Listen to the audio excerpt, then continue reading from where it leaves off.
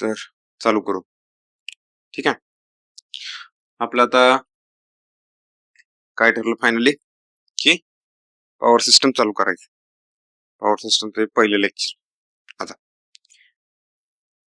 आता बघा समोर दिसतेच तुम्हाला काय चालू करायचं म्हटलं की जरा बेसिक गोष्टी समजून घ्यायच्या असतात. बेसिक स्ट्रक्चर पॉवर सिस्टमचं काय. ठीक आहे. Basic structure of power system. तर बघा आता इथं दाखवलंय असं थोडस ते जसं आपल्याला पुस्तकांमध्ये आहे पहिलं तसं शिकू. ओके. आता बघा नॉर्मली जनरेशन असते ते 11 केव्ही टू 33 केव्ही होते. ठीक आहे. Power generation. तर इथं एक बेसिक डायग्राम दिलं.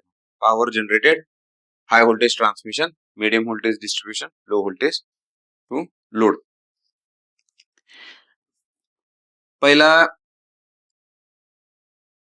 आपले जे जनरेशन पॉवर प्लांट आहे म्हणजे त्या निमित्तानं बघा तुम्हाला हे पण लक्षात येईल की आपली नोकरी पण आपल्याला मिळणार आहे ती कशी कशी मिळणार आहे. ठीक आहे. इथं असणार आहे जेनको. ठीक आहे. जेनकोची जॉब जनरेशन मध्ये. ठीक आहे. इथनं इथपर्यंत ट्रान्सको आणि इथं डिस्को डान्स. डिस्को माहिती, डिस्को नाही म्हणायचं. ठीक आहे. त्यांनी पण करताना शॉर्ट फॉर्म करताना जरा विचार केला नाही. जेनको ट्रान्सको इथे ते लॉजिक लावायला गेले त्यांना कळालं की नाही बाबा आपण फसलोय. मग तिथं ते एम लावलं त्यांनी फक्त डिस्कॉम केलं. मग तेव्हा जेनकॉम करायला पाहिजे होतं, ट्रान्सकॉम करायला पाहिजे होतं. ठीक आहे. असतात हुशार लोक असतात की नाव ठरवताना पण. ओके. किती बघा की ठरवताना एवढं लक्षात आलं नसेल. इथं डिस्को येते त्या लॉजिकनं पण ह्या दोन्हीची परमिशन घेतली. हे जी परमिशन घ्यायला गेली तेव्हा कळालं नाही बाबा आपला डिस्को डान्स होईल इथं. लिहिताना नाचायला लावतील आपल्याला नाव काय डिस्को. आणि तसंच काम आहे तिथं नाचायचंच असते. तै तै तै तै बिल भरा आम्ही नाही भरणार याच आहे ते. तर ही नोकरी आहे डिस्ट्रीब्युशनची, ही आहे ट्रान्समिशनची, तिथं आहे जनरेशन. तर असं बेसिक स्ट्रक्चर आहे बघा. जनरेशन होते 11 to 33 केव्ही ला ह्या व्होल्टेजला जनरेशन होते. त्यानंतर ते स्टेप अप केलं जाते. ह्यात एक व्होल्टेज लेवल लिहिली नाही पण अजून एक व्होल्टेज लेवल आहे 110 kV. Okay. 110 kV, 132 kV, 220 kV आणि 400 केव्ही. ओके. त्यानंतर आहे बघा सब ट्रान्समिशन लेवल थोडस स्टेप डाऊन केलं जाते 66 केव्ही ला. पण आता 66 केव्ही ऑलमोस्ट इलिमिनेट व्हायला लागले. 66 केव्ही ला आता स्टेप डाऊन करत नाही. ठीक आहे.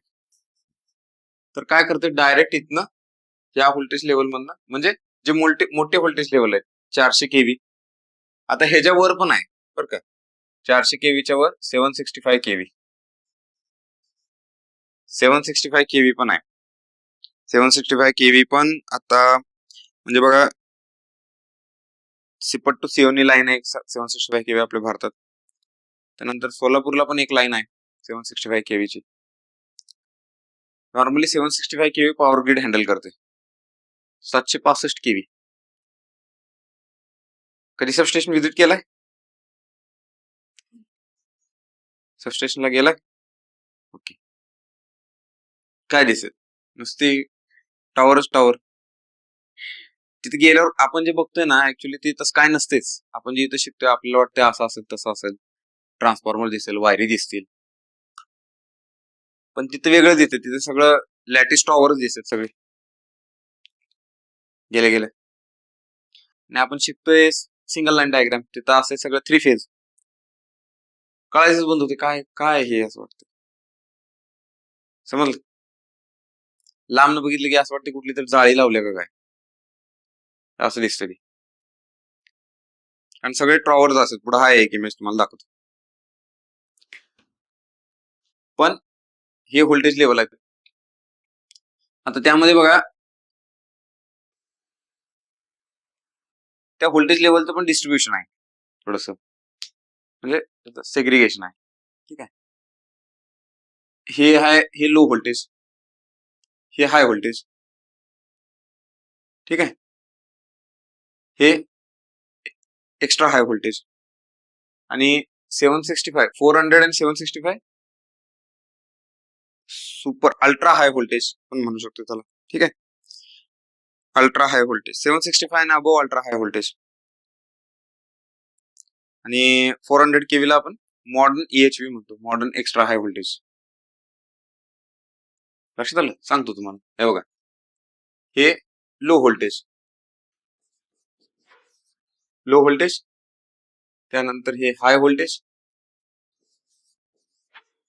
High voltage, high voltage. त्यानंतर हे बघा 110, म्हणजे कुठे लिहूया आपण, इथं लिहू, थांबा, इथं लिहू 110 केव्ही. इथपर्यंत काय आहे, 110 केव्ही, 132 केव्ही. त्यात 66 केव्ही पण इन्क्लूड करा, याला पण घ्या, याला पण घ्या. ठीक आहे, हे काय, extra high voltage, extra high voltage. Okay, त्यानंतर 400 केव्ही, हे काय, modern EHV, modern extra high voltage. Okay, आणि 765 above ultra high voltage, ultra high voltage. ठीक आहे, अल्ट्रा हाय व्होल्टेज. आता बघा, जर तुम्ही बेसिक डिप्लोमा ITI लेवलच्या एक्झाम देणार असाल नाही, ते का तुम्ही कोण इलिजिबल नाही मला वाटते त्या एक्झाम द्यायला.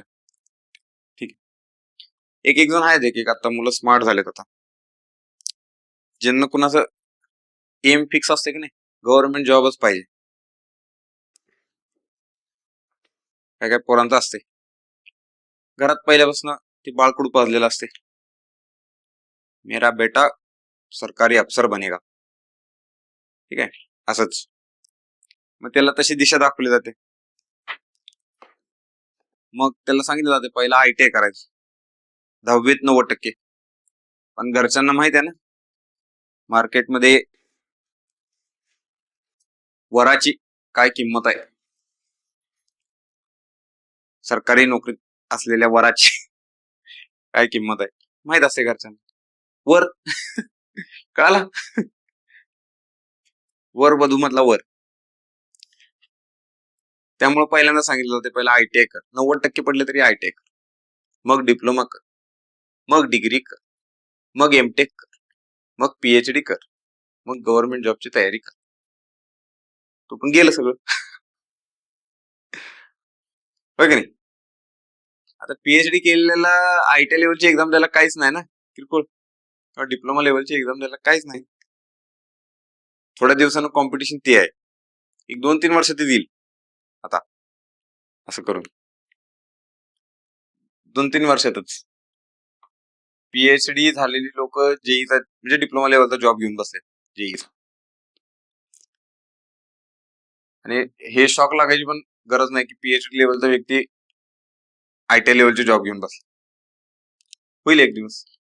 मध्ये आलं होतं ना ते, शिपायाच्या नोकरीला PhD वाल्यांनी पण अप्लाय केलं होतं, मध्य प्रदेशमध्ये झालं होतं ना ते,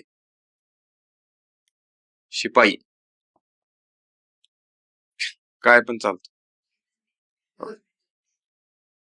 कुठलं पण द्या, गव्हर्नमेंट जॉब द्या. ओके, ठीक आहे, आमच्यासारखं वैतागल्यात त्याला. नाही नाही, मी माझा पहिल्यापासून गव्हर्नमेंट जॉबला, म्हणजे तिथं काम होत नाही हो व्यवस्थित, बऱ्याच अडचणी असतात. ठीक आहे, जोक्स अपार्ट. पण मी आता बोलू शकतोय. मला पहिला पण आवडत नव्हतं, माझं मोटिव्ह पण नव्हतं, पण त्यावेळी शिवाय देता येत नव्हत्या ना. आता शिवाय देऊ शकतो मी ऑफिशियल. ओके, पहिला जर शिवाय दिल्या असं तर काय म्हणले असं लोक, पहिला मिळून दाखव. आता कोण म्हणू दे. काम कमी, बाकीच्या उचापती जास्त आहे तिथे, हो की नाही. इथे पॉवर सिस्टम, तर बघा जनरेशन होते 11 आणि 33 केवी ला, त्यानंतर ते स्टेपअप केलं जाते. स्टेपअप करून हे व्होल्टेज लेवल आहेत 110 केवी, 132 केवी, 400 केवी, 220 केवी, 400 केवी आणि 765 केवी. त्यानंतर ते परत स्टेप डाऊन केले जाते. आता इथे लिहिलंय बरं का सब ट्रान्समिशन लेवल, पण ऑलमोस्ट आता ही आपल्या महाराष्ट्रात तरी ही व्होल्टेज लेवल इलिमिनेट व्हायला, कारण त्याचा जास्त असं यूज नाही त्या व्होल्टेज लेवलचं. पण ठीक आहे, इथे लिहिलंय, जुनी पुस्तक आहेत, जुन्या पुस्तकांमध्ये लिहिलंय सब ट्रान्समिशन लेवल 66 केवी. त्याला परत स्टेप डाऊन केलं जाते, ते प्रायमरी डिस्ट्रीब्युशन लेवल 33 केवी आणि 11 केवी. तर 33 केवी आणि 11 केवी हा सप्लाय दिला जातोय इंडस्ट्रीजला. प्रायमरी डिस्ट्रीब्युशन म्हटलं ना त्याला, प्रायमरी डिस्ट्रीब्युशन म्हणजे ते डायरेक्ट सप्लाय जिथं इंडस्ट्रीयल लोड आहे, मोठा लोड आहे, तिथं दिला जातोय. आणि त्यानंतर बघा खाली परत एकदा त्याला स्टेप डाऊन केलं जाते, ते डिस्ट्रीब्युशन लेवलला, सेकंडरी डिस्ट्रीब्युशन. मग ते व्होल्टेज काय आहे, 400 KV, 400 volt to 230 volt low voltage level. आणि तिथनं ते पुढं सिंगल फेज आणि 3 फेज लोडला दिलं जातं, म्हणजे तिथनं पुढे ते लोड घेतले जाते, दिले जातात लोडला. असं एक नॉर्मल स्ट्रक्चर असते. ओके,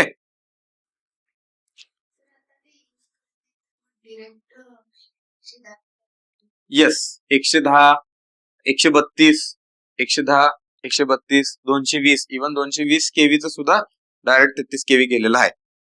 ठीक आहे, पण 400 केवीचं डायरेक्ट करत नाही. ठीक आहे, 400 केवीचं 220 केवी केलं जाते, 765 केवीचं 400 केवी केलं जाते, 400 केवीचं 220 केलं जाते. आणि 220 पासून जर त्याचं कॅल्क्युलेशन ऍक्च्युली त्याचं जे लॉजिक आहे ना, that is entirely depend on power evacuation study. तो एक नेक्स्ट लेवलचा स्टडी आहे तो आता. ठीक आहे, आपण जिथं आपलं सगळं शिकून थांबलं जाते तिथनं ते पुढे स्टडी चालू होते. पॉवर इव्हॅक्युएशन म्हणजे ते थोडस एनर्जी इव्हॅक्युएशनला जाते. ठीक आहे, तर तो डिफिकल्ट आहे स्टडी, थोडासा एकदम त्याच्यात मास्टरी लागते, नेक्स्ट लेवलचा स्टडी आहे तो. तर ऍक्च्युली ते कॅल्क्युलेशन असतं त्या ते व्होल्टेज लेवल ठरवण्या पाठीमागे. कळालं तुम्हाला कसं असतं ते? हा, हे व्होल्टेज लेवल असे खाली खाली केले जातात आणि हे डिस्ट्रीब्यूट केलं जाते. बाहेरच्या राज्यांमध्ये 66 केवी अजून आहे, आपल्या महाराष्ट्रात पण 1-2 ठिकाणी 66 केवीचे व्होल्टेज लेवल आहे, पण ती पण आता ऑलमोस्ट इलिमिनेट व्हायला लागल्या. ठीक आहे, तर ट्रान्समिशन मध्ये आता कोणते कोणते व्होल्टेज लेवल राहिलेत, मोस्टली जे पॉवर ट्रान्समिट होते ती 110 केवी, 110, 132, 220, 400 आणि 765 केवी. ठीक आहे, केवी.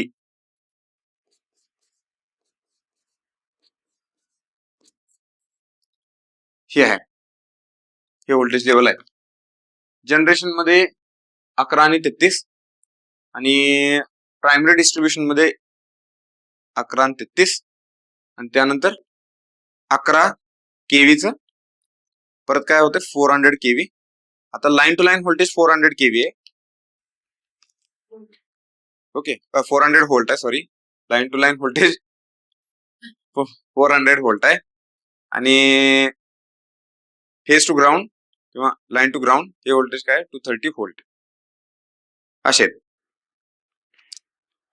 ओके, आता एक्स्ट्रा आपण ह्या हाय व्होल्टेजला का गेलोय त्याचं बेसिक आन्सर आहे त्याचं की ह्या व्होल्टेजची गरज का पडली. बघा, Y high voltage, Y high voltage का, तर बघा त्याचं बेसिक सध्या आपल्याला समजावं असं, ठीक आहे. तर एक गोष्ट समजून घ्या काय आहे.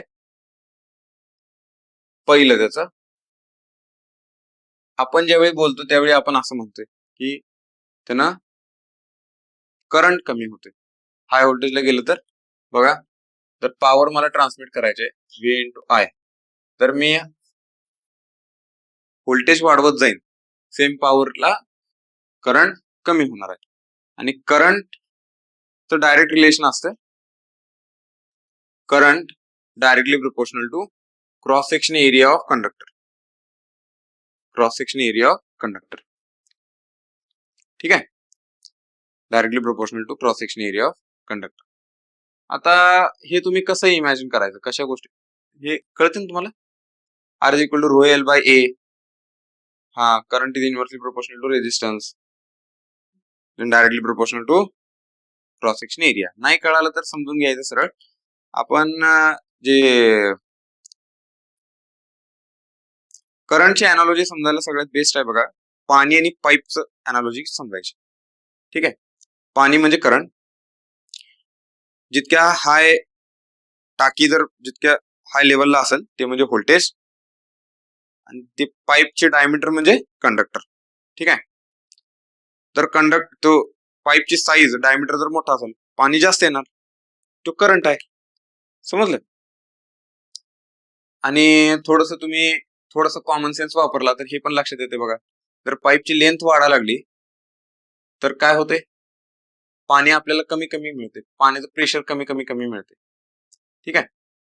पाणी कमी कमी मिळते आपल्याला एकदम, म्हणजे समजा विश्रामबाग पासून मला इथपर्यंत पाण्याची पाईपलाईन घ्यायची, साधी प्लॅस्टिकची पाईपलाईन घ्यायची समजा, डायमीटर तेवढाच 1.5 इंची, आणि तिथनं पाणी पाठवायला लागले इथपर्यंत, कसं येईल ते, एकदम स्लो येईल तर काय नाही. जर आणायचं असेल तर तिकडं जास्त प्रेशर लावायला लागणार आहे, समजलं. सिंपल लॉजिक आहे. तसंच लॉजिक इथं वापरायचं. म्हणजे जर तुम्हाला क्रॉस सेक्शन एरिया जर तुमचा वाढला तर काय वाढतोय, करंट वाढतोय, किंवा करंट जर जास्त पाहिजे असेल तर क्रॉस सेक्शन एरिया जास्त लागतोय आपल्याला. मग क्रॉस सेक्शन विचार करा की क्रॉस सेक्शन एरिया जर कंडक्टरचा वाढवला तर ते लयच वाढत जाणार, ठीक आहे, बांबू टाकल्यासारखं झालं ते. पण तुम्ही बघा बाहेर ना, कंडक्टरची साईज एवढीच असते, जास्तीत जास्त एवढी असते, ठीक आहे. माझ्याकडे आहेत कुठे तर कंडक्टर, बघूया मी उद्या बघतो. आहेत पुढे इमेजेस पण आहेत, तुम्हाला ते लक्षात येईल कसे कंडक्टर असतात ते. तर ते कंडक्टर्स आहेत, ठीक आहे. आणि कंडक्टरची साईज म्हणजे जवळपास त्याला लिमिटेशन्स आहेत. म्हणून काय करतो आपण बघा, व्होल्टेज वाढवतोय आणि करंट कमी ठेवतोय. करंट कमी ठेवली की कंडक्टर साईज कमी होते. कंडक्टर साईज यानं काय होते, conductor size reduced, conductor size reduced. Conductor size म्हणजे हे सुरुवात कुठनं झाली, ह्याच्या आधीचा पॉइंट लिहायचं झालं तर काय काय म्हणणार मी, करंट रिड्यूस, ठीक आहे, current reduced. Second, conductor size reduced. Third, losses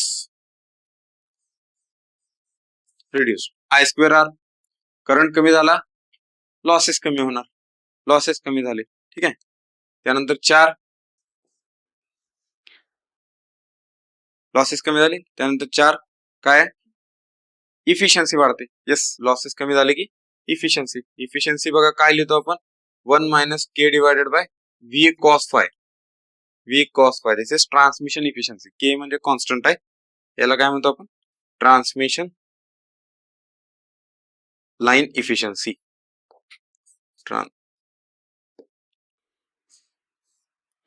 transmission line efficiency, ठीक आहे. लक्षात घ्या, कधी कधी तर हे विचारतात असं कॉस पाय म्हणजे पॉवर फॅक्टर आहे. ठीक आहे. व्होल्टेज वाढवलं तुम्ही, व्होल्टेज वाढवलं तर हा फॅक्टर अजून कमी होतोय. हा कमी झाला, 1 मायनस कमी म्हणजे. आणि ट्रान्समिशन लाईनची इफिशियन्सी नॉर्मली 95% अबोव्ह असते, त्यात काय लॉसेस कमी आहेत. हाय व्होल्टेजला गेलोय आपण, त्यामुळे ट्रान्समिशन लाईनची इफिशियन्सी कमी असते, 95% अबोव्ह असते. बऱ्याच ठिकाणी 98%, 99% पर्यंत पण अचीव्ह केलेली आहे. ठीक आहे. आता ह्यात एक हिडन एक कारण आहे. ठीक आहे. जनरली मला वाटत होतं हेच कारण आहे पहिला, पण जरा अभ्यास झाला तर त्याचं मेन रिझन आहे की हाय व्होल्टेजला का जातो, तर पॉवर इव्हॅक्युएशन. पॉवर इव्हॅक्युएशन त्याचं एक काय मिनिंग आहे बघा, हे हे हा पॉइंट विचारू शकतात बरं का. पॉवर किंवा एनर्जी म्हणा तुम्ही, इव्हॅक्युएशन. आता हे काय भानगड आहे, म्हणजे काय बघा. एनर्जी म्हणजे काय, एनर्जी म्हणजे power into time. Power into time. आता एखाद्या ठिकाणी पॉवर जनरेट व्हायला लागले, पर सेकंद पॉवर तयार व्हायला लागले. ठीक आहे, पर सेकंद. लक्षात आलं. म्हणजे समजा ही एवढी पॉवर आहे, ही एवढी पॉवर आहे, ही एवढी पॉवर आहे, हा डिफरन्स आहे. पर सेकंद जनरेट व्हायला लागले, वाढत वाढत वाढत वाढत चालले. तर जर जास्त जनरेट होत असेल तर तुम्हाला जास्त फास्ट बाहेर टाकली पाहिजे ना, ती डिस्ट्रीब्यूट केली पाहिजे. समजलं का. समजा पर सेकंड एवढी होते, पर सेकंड एवढी होते, पर सेकंड एवढी होते, आता पर सेकंड जास्त व्हायला लागल्या, तर ही जास्त पॉवर तुम्हाला एका सेकंदाला बाहेर टाकली पाहिजे. That is evacuation. आपण ना इव्हॅक्युएट, फास्ट इव्हॅक्युएट, लोकांना म्हणतो इव्हॅक्युएट करा लवकर, बाहेर निघा लवकर, आग लागली तर आग लागली पळापळ, तसं आहे. तर जनरेट जास्त झालेली पॉवर जर आपल्याला फास्ट इव्हॅक्युएट करायची, तिथनं बाहेर काढायची असेल, ठीक आहे, तर आपण काय करतो, त्याला हाय व्होल्टेजला जातो. हाय व्होल्टेजला गेलं की, म्हणजे एक उदाहरण घ्या सिंपल. समजा 1 व्होल्ट आहे आणि 1 अँपियर करंट आहे. ठीक आहे. उद्या सकाळी 7 टायमिंग.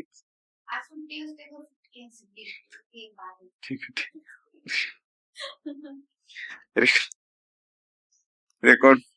हा ठीक आहे. तर रेकॉर्ड झालं, ठीक आहे. काय बघा, त्याचं मेन रिझन काय, पॉवर इव्हॅक्युएशन. म्हणजे उदाहरण घ्या, 1 व्होल्ट आहे, 1 अँपियर करंट आहे, पॉवर किती झाली, 1 वॅट झाली, आणि एका सेकंदानं जर मल्टिप्लाय केलं मी, तर 1 जूल एवढी पॉवर आहे. पण विचार काय करायचा, 1 वॅट मला एका सेकंदात बाहेर पाठवायचे. ठीक आहे, एका सेकंदात मला बाहेर पाठवायचे. आता समजा ह्याला लिमिटेशन आहे आपल्याला करंट वाढवायला, हे डोक्यात ठेवा, करंट वाढवायला लिमिटेशन आहे. आता समजा पॉवर झाली 10 वॅट, 10 वॅट पॉवर झाली. करंट आपण 1 अँपियरच्या वर वाढवू शकत नाही, कारण करंटला लिमिटेशन आहे. मग काय वाढवणार, व्होल्टेज वाढवणार. ठीक आहे, व्होल्टेज. मग व्होल्टेज किती केलं, समजा 10 व्होल्ट इंटू 1 अँपियर, 10 वॅट. आता ही एका सेकंदात जर मला बाहेर पाठवायची असेल, म्हणजे 10 जूल एनर्जी एका सेकंदात बाहेर पाठवायची असेल, तर मला व्होल्टेज किती पाहिजे, 10 व्होल्ट. ठीक आहे, समजलं का. हे कॅल्क्युलेशन असतं बरं का. म्हणजे समजून घ्या थोडस. जिथं मी तुम्हाला म्हणलं ना, जिथं इलेक्ट्रिकल इंजिनियर मी काय एवढं काल पण बोललो व्हिडिओ, की रिस्पेक्ट का देतो मी ह्या लोकांना, कारण सिस्टम बरीच कॉम्प्लिकेटेड आहे. जेवढं म्हणजे मला पण पहिला वाटत होतं की इलेक्ट्रिकल इंजिनियर काय आहे, की काय पॉवर करंट कमी, हो की नाही. पण इलेक्ट्रिकल इंजिनिअरिंग आपण जे स्टडी करतोय डिग्री लेवलला, जिथं थांबतोय, त्याच्या पुढे अजून समुद्र आहे, लई मोठा समुद्र आहे त्याच्यात. आणि तुम्ही जरा थोडस पाठीमागची पुस्तकं जर उघडून बघितली, तर मेजर रिसर्च जे आहेत ना, they are major research, they are all connected to electrical engineering study, directly आणि इनडायरेक्टली. बघा तुम्ही, आईन्स्टाईननं स्टडी केला, आईन्स्टाईनला कशात नोबेल प्राइज मिळाला माहितीये? हा, माहित नाही म्हणा. Photo electric effect. त्यात काय फोटो इलेक्ट्रिक. ठीक आहे. त्यानंतर टॉप सायंटिस्ट जर तुम्ही सर्च केलं तर टेस्लाचं नाव येते, परत एडिसनचं नाव येते, मायकल फॅरेडे येतात. ठीक आहे. परत रुदरफोर्ड येतात, इलेक्ट्रॉनच्या याच्यावर स्टडी केला त्यांनी. बोर, निल्स बोर त्यांनी. ओपनहायमर. काय यांचा बेसिक स्टडी इलेक्ट्रिकलशी रिलेटेड आहे. Oppenheimer. Okay. Electrical, electron, nucleus हे ह्याच्याशी रिलेटेड आहे सगळं. तो स्टडी करत करत पुढे गेले ते. फॅरेडे हे, आणि कोण आपले लेन्स. बघितलं ना, मेजर जे सायंटिफिक ह्याच्यात आपण कॉन्ट्रीब्युशन बघतोय फिजिक्स मध्ये, जे आपण बघतोय फिजिक्स आणि मॅथ्स मध्ये, तर त्याचं मेजर कॉन्ट्रीब्युशन हे इलेक्ट्रिकल फील्ड मध्ये. आणि जिथं आपण थांबतोय आपला स्टडी तिथनं पुढे हे चालू होते. म्हणजे हे जे आहे ना, आता एखादा तुम्ही विचार करा, एखादा बॉम्ब आहे एखादा, ठीक आहे, तिथं काय व्हायला लागले, तर ब्लास्ट झाला किंवा पॉवर प्लांट म्हणजे चेर्नोबलची स्टोरी बघितली असेल, तर तिथं ब्लास्ट झाला तो चेर्नोबल मध्ये. काय झालं, काय नक्की? न्यूक्लिअर फिशन ही पण छोटी छोटी ब्लास्टच करतो आपण. ओके. पण ती जी पॉवर बाहेर पडण्याचा जो रेट असतो ना, तो कमी असते, तो कंट्रोल्ड असते. म्हणजे आपण जी सिस्टम डिझाईन केल्या, ती सिस्टम जी त्यातनं पॉवर बाहेर पडणार आहे पर सेकंड, ती हँडल करायला केपेबल आहे, सिस्टम स्टेबल आहे. ज्यावेळी पॉवर जास्त रेटनं बाहेर पडते त्यावेळी ती आपल्याला कंट्रोल होत नाही. ठीक आहे. असं असंच असतं. मग that is a study comes under power evacuation. त्यामुळे आपण हाय व्होल्टेजला जातो. तर हा एक पॉइंट आहे, एक्स्ट्रा समजून घ्या. आणि व्होल्टेज लेवल त्याच्यावर डिझाईन झालेले आहेत. मेन म्हणजे कळालं तुम्हाला, हे असं आहे. मग अजून पुढे जाऊ थोडस. आता बघा, सिंगल लाईन डायग्राम आहे ही पॉवर सिस्टम नेटवर्कची.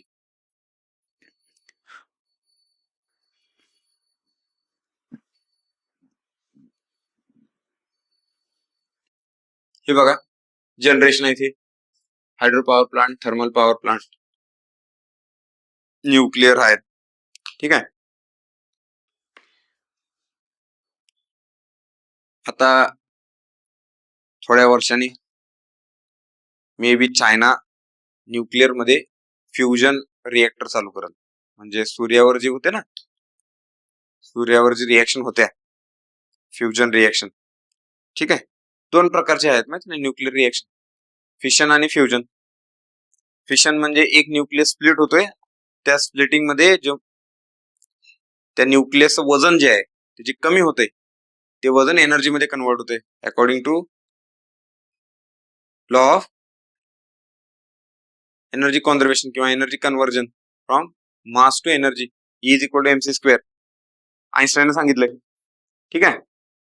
थोडासा मास चेंज झाला की एनर्जी मध्ये कन्वर्ट होते. तर ते फिशन म्हणजे आपण कसं खडू तोडला की त्यातनं ती पूड पडते की नाही, खडू तोडला त्यातनं थोडीशी पूड पडते. ओके. ती पूड म्हणजे आपल्या न्यूक्लियस ज्यावेळी आपण तोडतोय त्यावेळी त्यातनं जे थोडस मास चेंज होणार आहे, त्याचं एनर्जी मध्ये कन्व्हर्जन. फ्युजन मध्ये काय आहे, फ्युजन मध्ये तेच आहे, दोन न्यूक्लियस कंबाईन होतात आणि त्यातनं एनर्जी तयार होते. तर चायनात लय मागं लागले त्याच्या, फार म्हणजे फारच अग्रेसिव्हली मागं लागले. मध्ये एक न्यूज आली होती पेपरमध्ये, China achieved successful fusion reaction. Successful म्हणजे किती? 7 सेकंदासाठी अचीव्ह केली त्यांनी, फक्त 7 सेकंदासाठी. त्याच्या आधी जस्ट मायक्रो सेकंदासाठी फ्युजन रिएक्शन अचीव्ह केली होती. मायक्रो सेकंदासाठी, मायक्रो किंवा नॅनो सेकंदच्या लेवलला फ्युजन रिएक्शन अचीव्ह करायला यश मिळालं होतं. चायनानं काय करून दाखवलं? 7 सेकंदासाठी करून दाखवलं. तुम्हाला आयडिया येते का काय? मायक्रो सेकंद म्हणजे बघा 10⁻⁻6 सेकंद, म्हणजे 3, 4, 5, 6. ओके, बरोबर. 6 शून्य त्याच्यावर. ओके, म्हणजे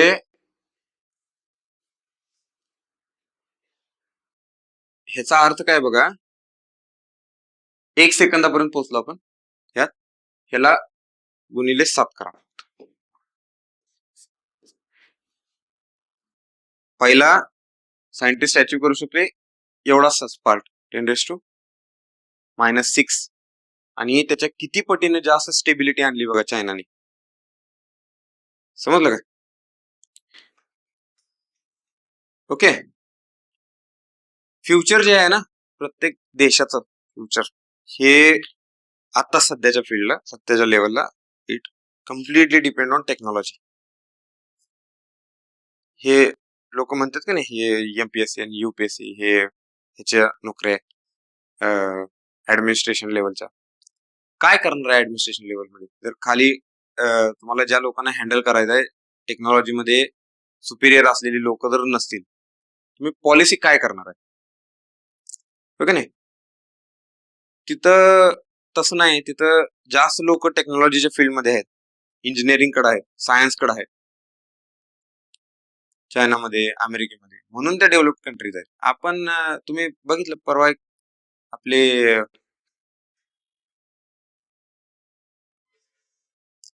अजित पवारांचे पुतणे, काय नाव त्यांचं, रोहित पवारांनी एक सभा घेतली, एक एमपीएससीच्या विद्यार्थ्यांना बोलवलं, हो का नाही? बघितलं तो व्हिडिओ? त्यात बघा की म्हणजे लई वाईट वाटलं मला. 32 वर्ष, 34 वर्ष, 36 वर्षाची पोरं एमपीएससीची तयारी करायला लागतात. त्यावेळी ही ठीक आहे, ह्यांचं स्वप्न 2 वर्ष लई झालं, 2 वर्ष, 3रं वर्ष डोक्यावरून पाणी गेलं म्हणायचं, लई झालं 3रं वर्ष. बस ही लोक लागल्यात त्या ऍडमिनिस्ट्रेशनच्या लेवलला, ऍडमिनिस्ट्रेटिव्ह जॉब पाहिजे. आता एखाद्याने 36व्या वर्षी नोकरी घेतली, त्याला काम करायला राहिली किती वर्ष? 20 वर्ष फक्त. त्याला 20 वर्षात त्याचं घरदार सुधारायचं आहे, जे आयुष्याचं नुकसान झालं ते सगळं मिळवायचं आहे. तो गप बसणार का? Corruption start from here. आणि सोसायटीचं प्रेशर पण लई असते की मला ह्या सुख सुविधा द्यायच्या आहेत, त्या सुख सुविधा घ्यायच्या आहेत, हे करायचं आहे, ते करायचं आहे. पण ज्यांचं टॅलेंट त्यात नाही, त्यात ती पण चाललेत, त्यात जी इंटेलेक्च्युअली सुपिरियर आहेत ती पण त्यात चालले. पण टेक्नॉलॉजीचं काय? टेक्नॉलॉजी फील्डमध्ये कोणच नाही. आणि आपण बऱ्याच लोकांना मग जबाबदार ठरवतो जिथं गव्हर्नमेंट पॉलिसीज करत नाही, गव्हर्नमेंट हेच करत नाही, गव्हर्नमेंट तेच करत नाही. आता तुम्ही काय करायला लागलाय? टेक्नॉलॉजीच्या फील्डमध्ये कोणच येणं झालं पुढे, आणि ते आता फ्युजन रिॲक्शन अचीव्ह करायला सक्सेसफुल झाले. आपण त्या टेक्नॉलॉजीच्या जवळ पण नाही, इव्हन आपण एआयच्या जवळ नाही. आता माझ्या मोबाईलमध्ये 8 एआयचे टूल्स आहेत, 8 ते 9, त्यातलं एक पण इंडियन नाही. किती दुर्दैव आहे सांगा. जग चाललंय ज्या दिशेला, आपण त्याच्या बरोबर उलट्या दिशेला चाललो. ठीक आहे, म्हणून जे टेक्नॉलॉजीच्या फील्डमध्ये आहेत ना, जे हुशार आहेत, इंजिनिअरिंगच्या फील्डमध्ये आहेत, त्यांनी इंजिनिअरिंग मध्ये थोडस विचार करणं गरजेचं आहे. फक्त ऍडमिनिस्ट्रेटिव्ह नोकऱ्या घेऊन काय गरजेचं नाही. ऍडमिनिस्ट्रेशन तो ठीक आहे, लई त्रास आहे तिथं, तर वेगळीच लेवल आहे. ठीक आहे, बरं चल. तर हे आता तिथं हळूहळू ना ते फ्युजन न्यूक्लिअर मध्ये, न्यूक्लिअर पॉवर प्लांट, ह्यात फिशन आणि फ्युजन हे पुढच्या 5 ते 10 वर्षात फ्युजन रिएक्शनचे प्लांट येऊ शकतात. ठीक आहे. फ्युजन रिएक्शन कशी असते, जर त्याचा एक अंदाज घ्यायचा असेल तुम्हाला, स्पायडरमॅन 2 बघितलाय का? नाही बघितला? अरे कसं व्हायचं, काय नाव त्याचं, बेस्ट मूवीत, one of the best movie आहेत म्हणजे स्पायडरमॅनची. आणि त्यात त्याचं नाव काय, टोबी काय तर आहे त्याचं नाव, त्या हिरो तर आठवतो की नाही? अरे बघा हे आवर्जून पिक्चर असे. जेंडर इनइक्वॅलिटी आहे का तिथं? स्पायडरमॅन, आम्ही स्पायडर वुमन ज्यावेळी येईल त्यावेळी बघणार मग, त्याच्या आधी काय सांगू नका. स्पायडरमॅन नको. ठीक आहे, येईल हळू. वंडर वुमन आलाय तसे पिक्चर. पण ठीक आहे, करायला पाहिजे तसे पिक्चर पण बनवायला पाहिजे. पण बघा पिक्चर तशी, असे काय काय पिक्चर आहे जे टेक्नॉलॉजीच्या फील्डमध्ये आपल्याला मोटिवेशन देऊ शकते चांगलं. Sustainable motivation, sustainable inspiration. त्यात हे स्पायडरमॅन आहेत, आयर्न मॅन आहेत, त्यानंतर प्रेस्टीज एक मूवी आहे,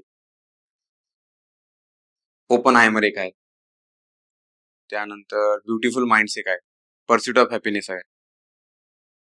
परत असे चांगले चांगले पिक्चर आहेत जे आपल्याला लाईफमध्ये सस्टेन्ड इन्स्पिरेशन द्यायला गरजेचे असते. इंजेक्शन नाहीत ते, तुम्ही काय तर मग ते इंजेक्शनचे मग ते मल्टी लेवल मार्केटिंग वाल्यांचे व्हिडिओ बघायचे, बघितले? यू कॅन डू इट, सुबह कल मॉर्निंग 9 बजे यहाँ आना अगर अपनी लाईफ बदलनी हो तो. आयुष्यभर तसलं ते इंजेक्शन, ते घेतलं की लगेच खुश होते एकदम, असं काय काढू, काठी काढू का तलवार काढू असं होते लगेच. तर त्याच्याकडे नाही जायचं तसलं. तर हे पिक्चर असे काय काय सेट ठेवा तुम्ही प्रिपरेशनच्या फेज मध्ये, हे आपल्याला चांगलं म्हणजे लेवलला ठेवतात, आपले इन्स्पिरेशन मोटिवेशन लेवल कॉन्स्टंट ठेवते. तर त्यात दाखवले रिएक्शन, ते फ्युजन रिएक्शन काय असते. आता तो पण पॉवर प्लांट येईल हळूहळू, त्यावेळी ते प्रॉपर कॉन्स्टंट आउटफ्लो त्याचा मॅनेज करतील त्यावेळी.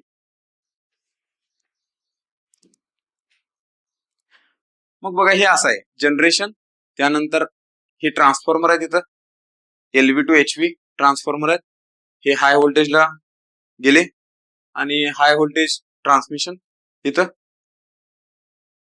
आणि त्यानंतर बघा हे पुढं काय डिस्ट्रीब्युशन. असं नेटवर्क असते सिंपल. हे टॉवर असे इकडे यांचे पोल असतात जे आपल्या घराकडे दिसत ते घराच्या आसपास ते.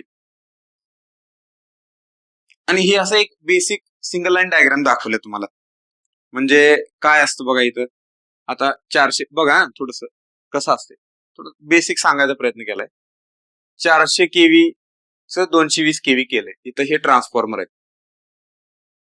ट्रान्सफॉर्मर आहेत म्हणजे ह्याचं एक सबस्टेशन बनतंय, लक्षात घ्या, याचं एक सबस्टेशन बनतं. मग काय केलं, ही जी लाईन बाहेर पडली बघा 220 kV आहे ना, ही 220 kV ची लाईन आहे. त्यानंतर ही लाईन 220 kV ची आहे, 220 kV. आता 220 kV पासून 110 बनले, 220 kV पासून 132 बनले. ठीक आहे, तर हे दुसरे सबस्टेशन असतात ट्रान्समिशनचे सबस्टेशन. 220 kV पासून 132 बनले, हे असं. 220 kV पासून 110 बनले. परत 110 पासून बघा 110 ची बस आहे, 110 पासून काय केलं त्यांनी पुढं 110 ते 33 kV. आता इथं काय असतं बघा, इथं दाखवलं नाही, ही 110 kV ची बस दाखवल्या, किंवा इथं 132 ची बस दाखवल्या. इथं मध्ये एक अजून एक ट्रान्सफॉर्मर असतो 132/33, म्हणजे 132 परत 33 kV केले जाते. ठीक आहे, आणि 33 kV परत 11 kV केलं जातं. आता हे जे हिरवा आहे की नाही, हे हिरवा आहे डिस्ट्रीब्युशन कडे, डिस्कॉम बघतं ते 33 kV 11 kV ते डिस्कॉम, हे बाकीचं ट्रान्समिशन, आणि ते आहे ते जनरेशन. तुम्हाला जनरेशन मध्ये नोकऱ्या पाहिजे तर तिथं मिळणार, ट्रान्समिशन मध्ये पाहिजे तरी इथं मिळणार, डिस्कॉम मध्ये पाहिजे तरी इथं. ठीक आहे,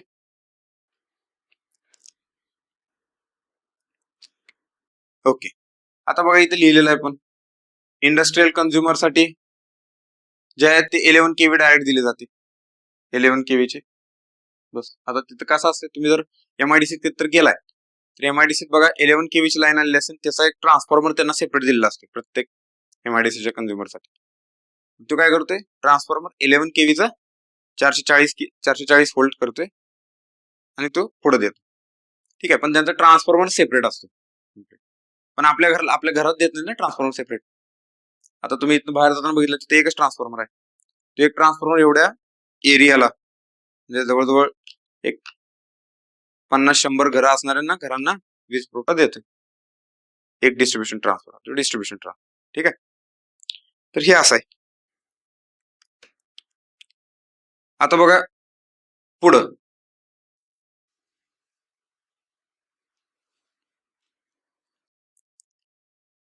अजून एक काय सांगायचं मला. हे झालं. आता बघा इथं फिडर आणि डिस्ट्रीब्युटर हे थोडस डिफरन्स समजून घेणं गरजेचं आहे. आता हे जे तुम्हाला दाखवलंय हे जे आहे की हे असं दिसतंय हे डिस्ट्रीब्युशनचं सबस्टेशन आहे. ठीक आहे. प्रॅक्टिकली स्पीकिंग डिस्ट्रीब्युशनचं सबस्टेशन. इथे ट्रान्सफॉर्मर आहे बघा, तो काय केलाय 33 केव्हीचा 11 केव्ही केला. ह्याला जे हाय व्होल्टेज इनपुट असते ते 33 केव्ही असते आणि ते स्टेप डाऊन करून 11 केव्ही होतोय. आता 11 केव्ही बघा 11 केव्ही आउटगोईंग फिडर. आता हा जो फिडर बाहेर पडलाय हा 11 केव्हीचा आहे. हा 11 केव्हीचा आहे. हा 11 केव्ही येऊन परत बघा ह्याचा 11 केव्हीचे 415 व्होल्ट झाले. 11 केव्ही पर्यंत येईपर्यंत हा जो आहे तो फिडर, दॅट इज फिडर. जे तुम्ही सबस्टेशन मधून बाहेर जाताना लाईनी बघताय पहिल्या 11 केव्हीच्या, ते फिडर आहेत सगळे. फिडर बाहेर पडले. आता ह्याच्यानंतर पुढे जे येणार आहेत, पुढे जे वायरी येणार आहेत ह्या बघा, ही जी घरात जाणार आहे. आता हे असं आहे ऍक्च्युली, हे असं घरात गेलेल्या वायरी येते. आता हे एका घरात फेज आणि न्यूट्रल एकच जाते. तर इथं जे व्होल्टेज येते हे लो व्होल्टेज बघा. HV साइड आहे ना त्याची, HV साइड 11 केव्ही आहे आणि LV साइड 440 व्होल्ट आहे. Line to line 440 volt. मग 3 लाईन मध्ये, या 2 लाईन मध्ये 440 व्होल्ट आहे आणि जी न्यूट्रल लाईन आहे एक, त्या न्यूट्रल लाईन मध्ये 230 व्होल्ट असते. मग एका घराला एकच वायर दिली जाते. ती जी वायर आहे किंवा त्याच्या 3 वायरी आहेत 440 व्होल्टच्या, दोज आर डिस्ट्रीब्युटर.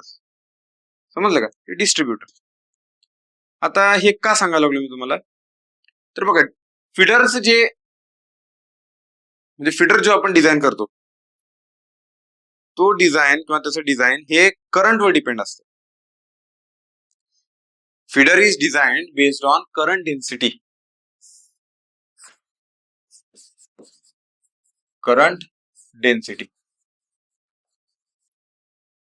आणि डिस्ट्रीब्युटर जो डिझाईन करतो आपण तो व्होल्टेज ड्रॉप वर डिझाईन करतो.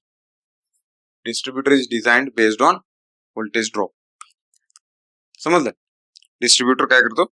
व्होल्टेज ड्रॉप वर डिझाईन करतो. ठीक आहे. आता बघा फिडर मध्ये, आता फिडर पण किती प्रकारचे आहेत. आता बघा व्होल्टेज लेवल वेगवेगळे सांगितले मी तुम्हाला. व्होल्टेज लेवल किती बघितले. आता इथं तर ठीक आहे, इथं तुम्हाला कळालं एक फिडर किती केवीचा आहे, 11 केवीचा आहे. पण फिडरची व्होल्टेज लेवल किती आहेत बघा. फिडर जर 765 केवीचं सबस्टेशन असेल किंवा 765 केवी इनपुट असेल तर त्याची आउटपुट लाईन किती असणार आहे, 400 केवीची असणार आहे. म्हणजे त्यातनं बाहेर पडणारा फिडर कितीचा पडला, 400 केवीचा. म्हणजे बघा आता, म्हणजे फिडर बघा 400 केवीचा पण असू शकतोय, बरोबर. त्यानंतर 220 केवीचा असू शकतोय. त्यानंतर आता काय काय ठिकाणी बघा जे HVDC पॉवर प्लांट आहेत HVDCचे, तर HVDC मधनं आपल्याला तिथनं AC 765 पण फिडर मिळू शकतो का. तुम्ही हे पण समजून घ्या. 765 केवीचा पण फिडर मिळू शकतो. जर लाईन 765 ची यायला लागल्या ह्याचा अर्थ जी सबस्टेशन मधून बाहेर पडणार आहे मग ते फिडरच झाला. 765 केवीचा पण फिडर येऊ शकतोय. 400 केवी, 220 केवी, 132 केवी, अजून 110 केवी, अजून सांगा 66 केवी, अजून 33 केवी, अजून 11 केव्ही, म्हणजे एवढे पॉसिबल फीडर व्होल्टेज आहेत. ठीक आहे. याच्यात 220 केव्ही आणि अबव हे जे आहेत ह्याचं डिझाईन जे असते ना, design of this feeder, design of these feeders based on corona loss. Okay,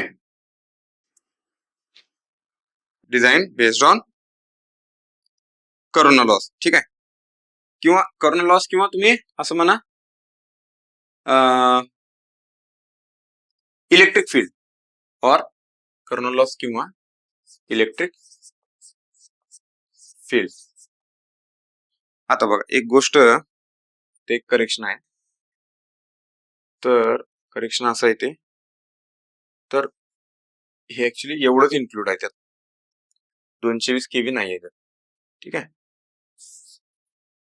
220 केव्हीच्या अबव, एक्सक्लुडिंग 220 केव्ही, 220 केव्हीच्या वरचे जे आहेत त्या फीडरचं selection, design of this feeder based on kernel loss किंवा इलेक्ट्रिक फील्ड. इलेक्ट्रिक फील्डवर त्यांचं डिझाईन असतं आणि यांचं design based on current carrying capacity.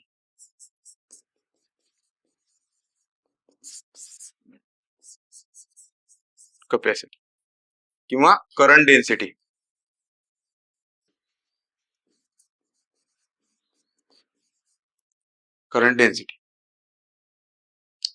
ठीक आहे, किंवा अजून शब्द काय आहे, थर्मल लिमिट.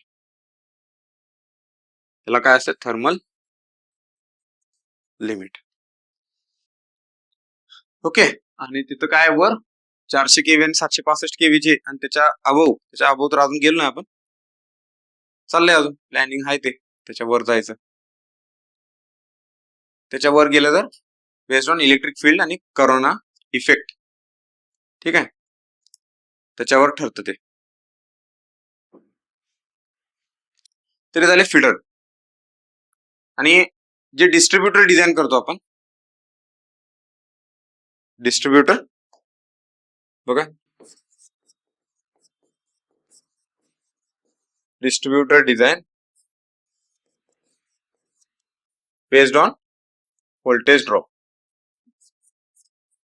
डिस्ट्रीब्युटरचं डिझाईन कशावर असते, बेस्ड ऑन व्होल्टेज ड्रॉप. ठीक आहे,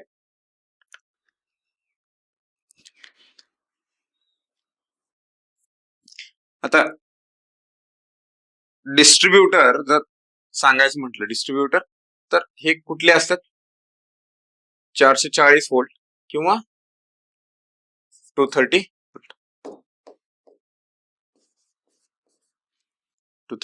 व्होल्ट. ठीक आहे, distributor design based on voltage drop. त्यानंतर पुढे गेलो आपण, तर बघा इथं थोडंसं आलोय आपण आता टाइप्स ऑफ कंडक्टर्स मध्ये.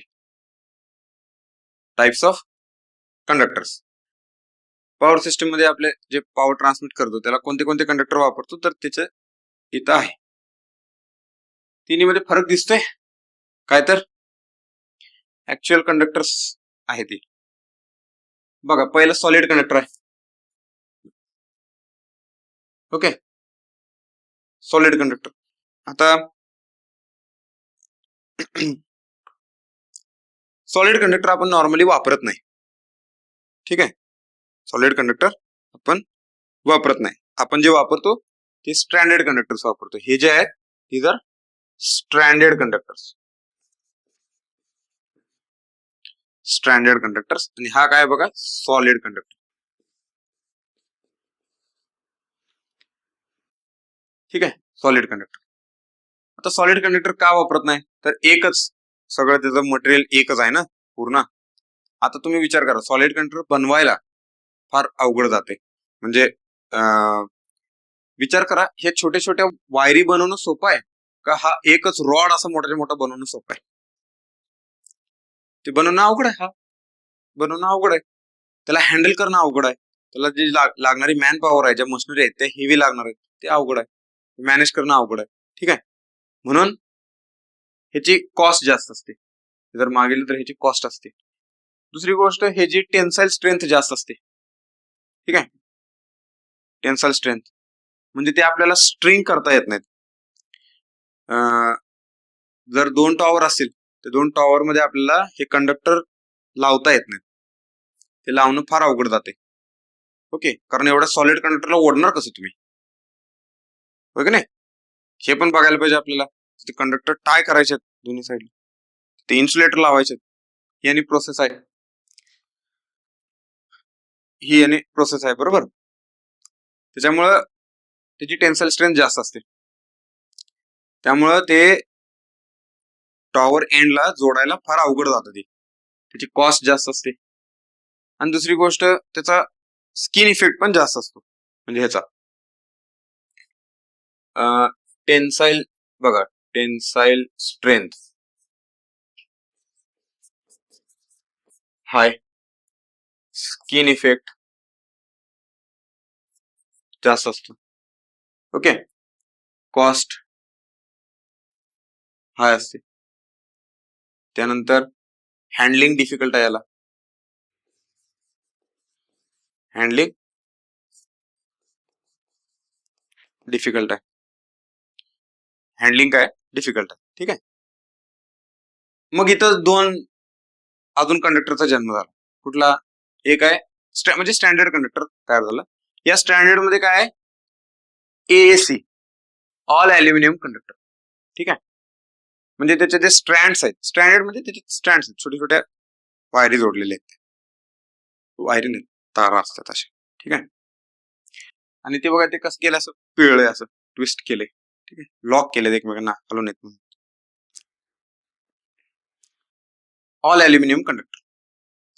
आता ऑल ॲल्युमिनियम कंडक्टर बनवलं, त्यांना तो ॲल्युमिनियम, तुम्ही जर बघितलं घरात, जर एखादा ॲल्युमिनियम घेतलं, ते इझिली आपल्याला वाकवता येते. ठीक आहे,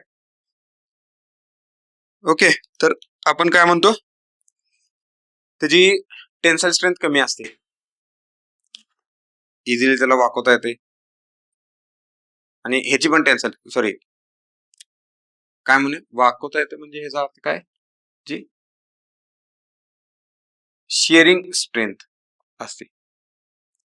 ठीक आहे, म्हणजे ज्याचा शेप इझिली चेंज करता येतो आपल्याला, असं.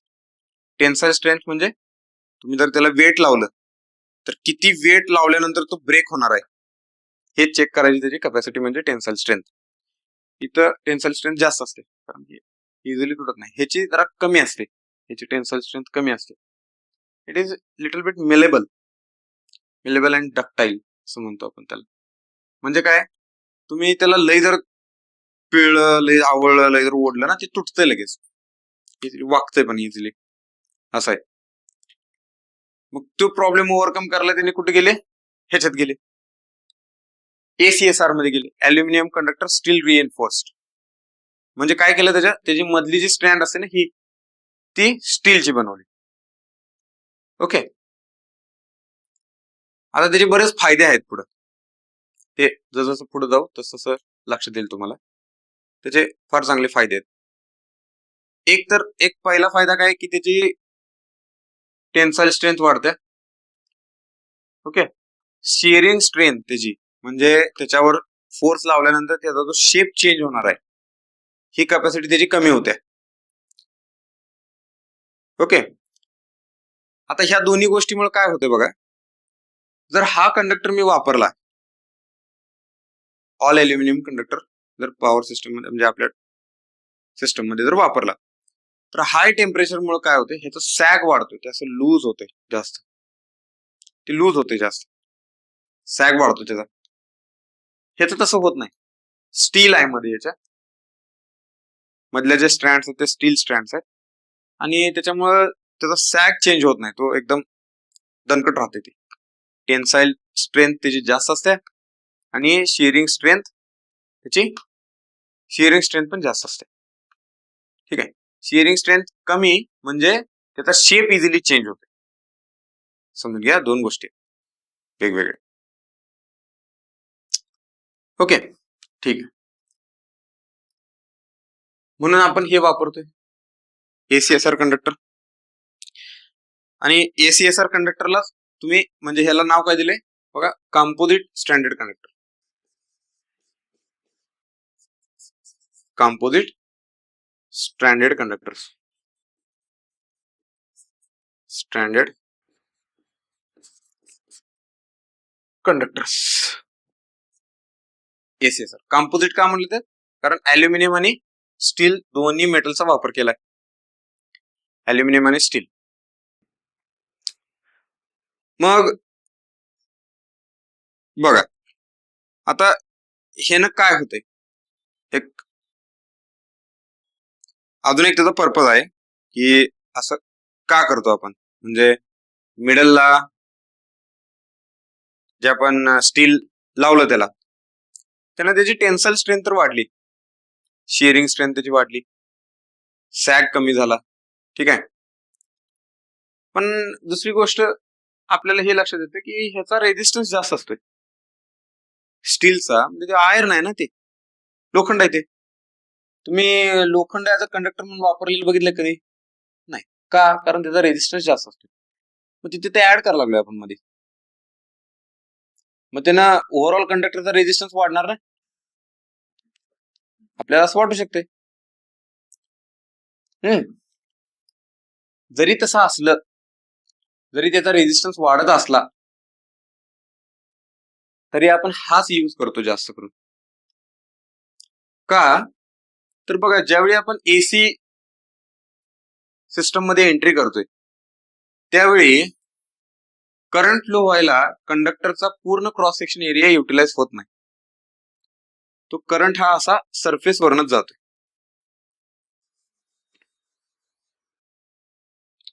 हा सरफेस वरनच असा करंट जातोय, जे तुम्हाला दाखवलं, मिडल मधनं जातच नाही. यालाच आपण स्किन इफेक्ट म्हणतो. आणि आपल्याला माहित आहे या स्किन इफेक्ट मुळे करंट हा कोर मधनं जात नाही, कंडक्टरच्या कोर मधनं जात नाही. मग तिथं आपण हाय रेजिस्टन्स चे स्ट्रँड्स वापरलेत, संपलं. ठीक आहे. म्हणजे त्यानं आपल्या सिस्टमला काही नुकसान झालं नाही, आपल्याला काय त्याचा रेजिस्टन्स वाढलाय आणि त्यानं काही नुकसान झालंय असं काय होत नाही. लक्षात आलं? ठीक. त्याचा बघा एक फायदा आहे. आपल्या अभ्यासात अजून एक गोष्ट आहे याची, आपल्या स्टडीमध्ये, ती जराशी बघूया. ओके. आता इथं थोडस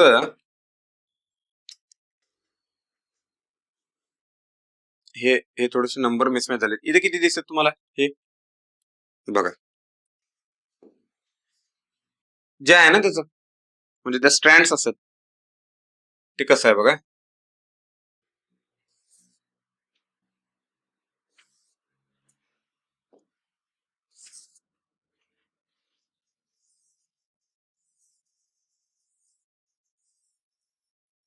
ओके, हे काय झाली पहिली स्ट्रँड, ही झाली दुसरी स्ट्रँड. ओके, हे लक्षात ठेवा.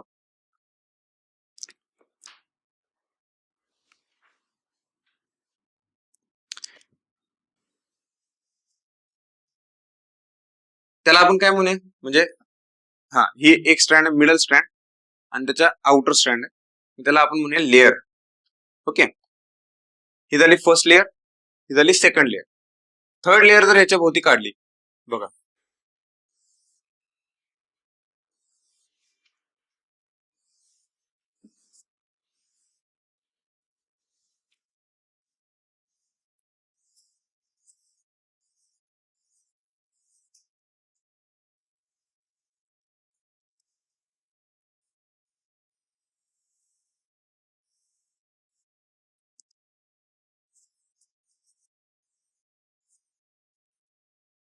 ओके बघा बरं किती झाले, 1 2 3 4 5 6 7 8 9 10 11 12. ठीक आहे.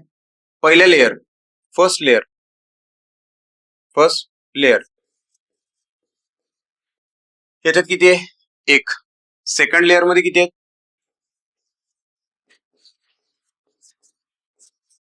6. थर्ड लेअर मध्ये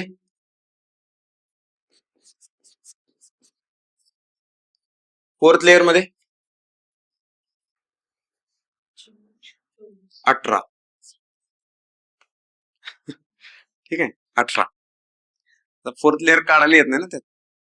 कॅरम खेळाय, कॅरम आहे घरी, घरी गेल्यानंतर त्याच्या पिसा असतात ना त्या अशा लावून बघायचे, ते तुम्हाला एक्झॅक्टली कळत.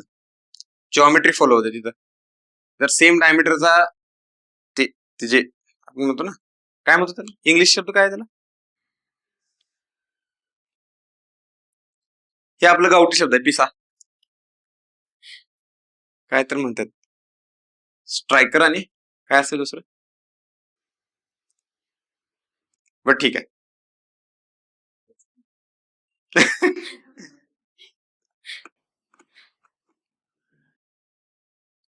व्हिडिओ बघणाऱ्यांनी कमेंट करा मध्ये.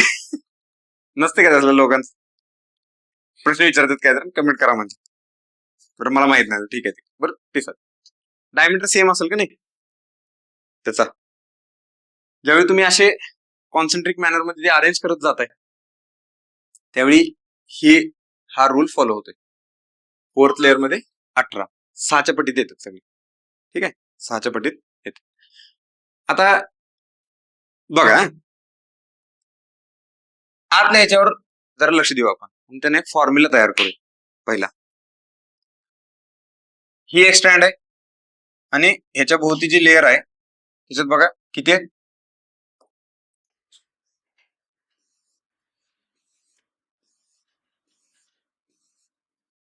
6 आहेत, बरोबर.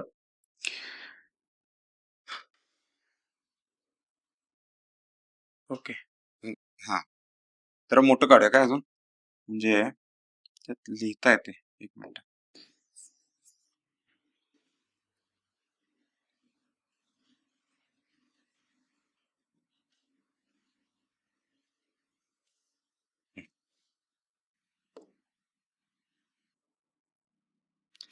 नाही नाही, हे लयच होणार मग ते तसं काढत असलं तर. 1 2 3 4 5, आता 5 झाली, 6. ओके, झूम केलं त्याला, क्रॉस सेक्शन एरिया. समजा ही सगळ्याचा डायमीटर सेम आहे, याचा डायमीटर डी, त्या सगळ्याचा डी आहे, डी डी डी डी, याचा डी. मग या टोटल लेअरचा डायमीटर किती झाला या सगळ्याचा, 3D, correct. 3D is equal to capital D, 3D is equal to capital D. आता 3D कधी झाला हा, सेकंड लेअरला, सेकंड लेअरला. थर्ड लेअरला डायमीटर किती होईल सांगा बरं. Okay good, 5D is equal to D, capital D. Fourth लेअरला किती होईल, विचार करा व्यवस्थित.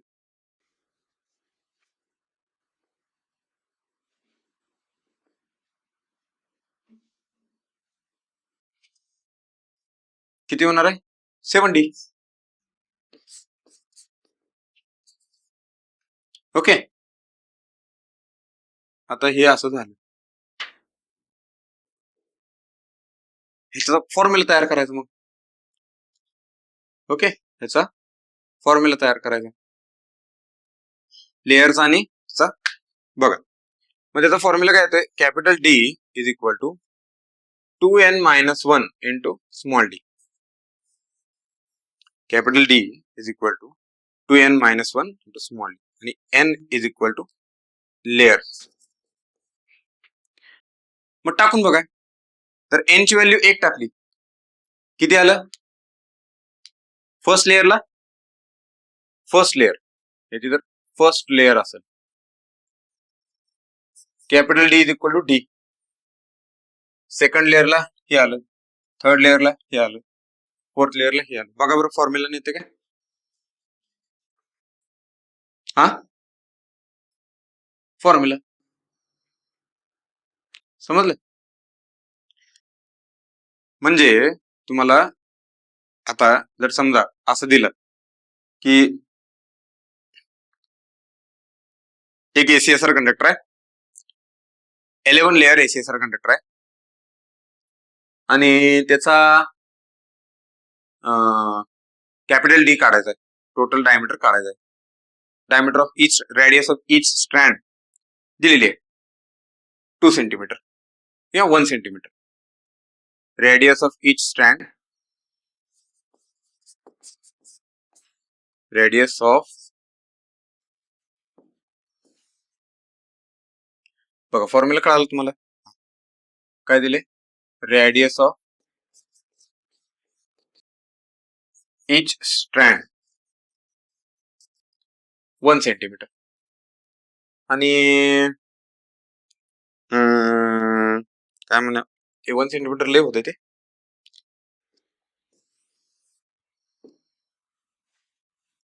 0.2 सेंटीमीटर. ठीक आहे, 0.2 सेंटीमीटर.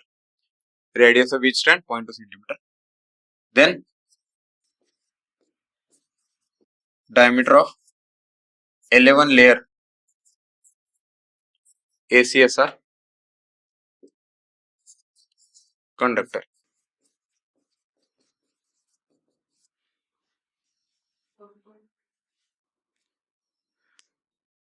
किती येणार, 22 वजा 21, 21 गुणिले 0.4, 0.4 2 कसं रेडियस दिल्या, डायमीटर काढायचं ना तुम्हाला, किती आली, मग काय फॉर्म्युला वापरणार तुम्ही, D is equal to 2n minus 1 into D, 2 into 11 minus 1 into diameter किती झाला 0.4 सेंटीमीटर, 0.4 सेंटीमीटर. किती आलं हे, 22, 21, 21 चौक 84, 8.4 सेंटीमीटर, कॅपिटल D. तर हे असे क्वेश्चन ह्याच्यावर आलेले आहेत, आधी ह्याच्यावर आलेले आहेत.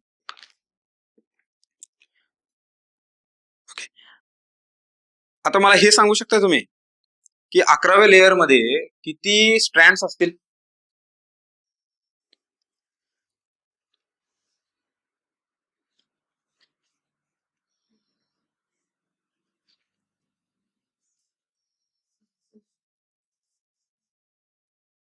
सहासष्ट.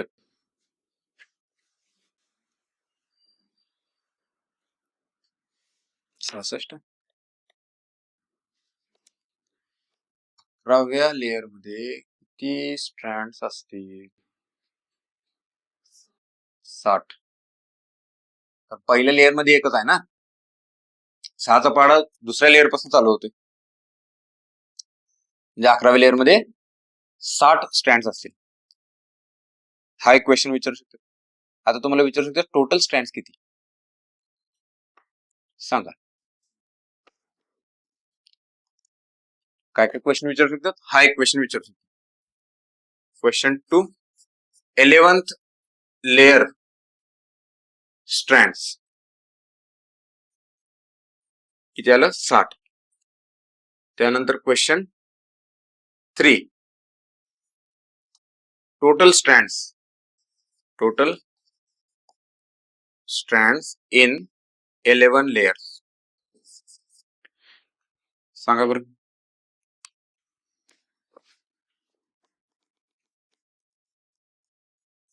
सगळ्याची ऍडिशन करत बसा, सांगा. फॉर्म्युला आहे की, ओके. होमवर्क तुम्हाला, मला उद्या सांगायचं फॉर्म्युला काय ते, त्याचा कसं करणार, काय सोपंच आहे. फॉर्म्युला पाहिजे मला